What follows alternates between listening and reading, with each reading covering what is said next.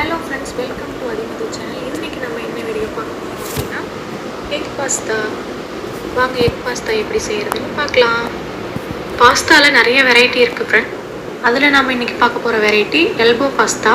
First egg pasta செய்கிறதுக்கு ஒரு பாத்திரத்தில் தண்ணி ஊற்றி நல்லா பாஸ்தாவை வேக வச்சுக்கோங்க. பாஸ்தாவை வேக வைக்கும் போது அது கூட லைட்டாக ஆயில் ஆட் பண்ணிக்கோங்க.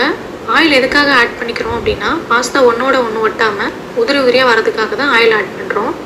பாருங்கள் ஃப்ரெண்ட்ஸ், பாஸ்தா வந்து நல்லா வெந்துருச்சு. எப்படி ஒன்றோட ஒன்று ஒட்டாமல் சூப்பராக வந்திருக்குன்னு பாருங்கள்.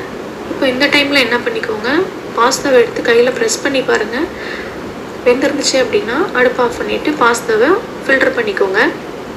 பாருங்கள் எவ்வளோ சூப்பராக தனித்தனியாக பாஸ்தா வந்திருக்கு அப்படின்னு சொல்லிட்டு. நெக்ஸ்ட் எக் பாஸ்தா செய்கிறதுக்கு தேவையான பொருட்கள் என்னென்னு பார்த்துக்கலாம் வாங்க ஃப்ரெண்ட்ஸ். எக் பாஸ்தா செய்கிறதுக்கு தேவையான பொருட்கள் என்னென்னா, ஒரு பெரிய சைஸ் வெங்காயம் கட் பண்ணி எடுத்துக்கோங்க. புதினா கொஞ்சமாக கட் பண்ணி வச்சுக்கோங்க. கருவேப்பிலை, ஒரு தக்காளி கட் பண்ணி வச்சுக்கோங்க.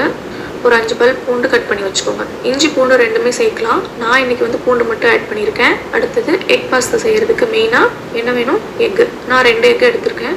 நெக்ஸ்ட்டு என்னென்ன ஸ்பைசஸ் வேணும் அப்படின்னா, சோம்பு, ஒரு ஏலக்காய், 2 லவங்கம், 2 சின்ன சைஸ் பட்டை எடுத்துக்கோங்க.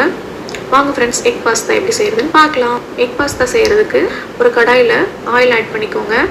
எண்ணெய் நல்லா காஞ்ச பிறகு நம்ம எடுத்து வச்சுருந்த ஸ்பைசஸ் ஆட் பண்ணிக்கோங்க. அது நல்லா பொரிஞ்ச பிறகு ஆனியன் ஆட் பண்ணிக்கோங்க. ஆனியன் வதங்கிட்டு இருக்கும் போதே கருவேப்பிலை ஆட் பண்ணிக்கோங்க.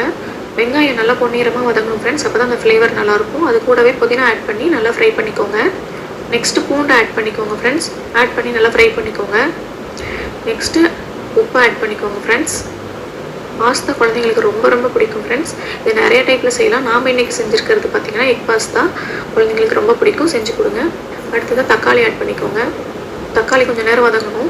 தக்காளி வதங்கின பிறகு அது கூட கொஞ்சமாக மஞ்சள் பொடி ஆட் பண்ணிக்கோங்க.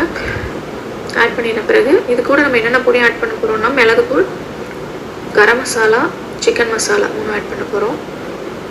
தூள் ஆட் பண்ணிவிட்டு நல்லா கிளறி விட்டுக்கோங்க ஃப்ரெண்ட்ஸ். நெக்ஸ்ட்டு நம்ம என்ன ஆட் பண்ண போகிறோம்னா, நம்ம எடுத்து வச்சுருக்க 2 முட்டையும் அது கூடவே ஆட் பண்ணி நல்லா ஃப்ரை பண்ணிக்கோங்க. எக்கு நல்லா ஃப்ரை ஆகணும், தனித்தனியாக உதிரி உதிரியாக வரணும். அந்த டைமில் தான் நம்ம பாஸ்தாவை ஆட் பண்ண பாருங்கள் ஃப்ரெண்ட்ஸ். எக்கு நல்லா ஃப்ரை ஆகிடுச்சு, தனித்தனியாக உதிரி உதிரியாக இருக்குது. இந்த டைமில் வந்துட்டு நீங்கள் பாஸ்தாவை ஆட் பண்ணிக்கோங்க. கொஞ்சம் கொஞ்சமாக ஆட் பண்ணி நல்லா கிளறி விட்டுக்கோங்க. பாருங்கள் ஃப்ரெண்ட்ஸ், நம்மளோட எக் பாஸ்தா சூப்பராக ரெடி ஆகிடுச்சு. அவ்வளோதான் ஃப்ரெண்ட்ஸ், ரொம்ப ரொம்ப ஈஸி. உங்கள் வீட்டு கிட்ஸ்க்கும் செஞ்சு கொடுங்க, சூப்பராக சாப்பிடுவாங்க. அவ்வளோதான் ஃப்ரெண்ட்ஸ், எடுத்து இப்போ சர்வ் பண்ண வேண்டியதான். ரொம்ப ஈஸியான ரெசிபி ஃப்ரெண்ட்ஸ். கண்டிப்பாக வீட்டில் ட்ரை பண்ணி பாருங்கள், உங்களோட கிட்ஸ்க்கும் கொடுங்க. இந்த வீடியோ பிடிச்சிருந்துச்சுன்னா மறக்காமல் லைக் பண்ணுங்கள், ஷேர் பண்ணுங்கள், கமெண்ட் பண்ணுங்கள். மறக்காமல் நம்ம சேனலை சப்ஸ்கிரைப் பண்ணிக்கோங்க ஃப்ரெண்ட்ஸ். பாய் ஃப்ரெண்ட்ஸ், நெக்ஸ்ட் வீடியோவில் பார்க்கலாம். பாய்.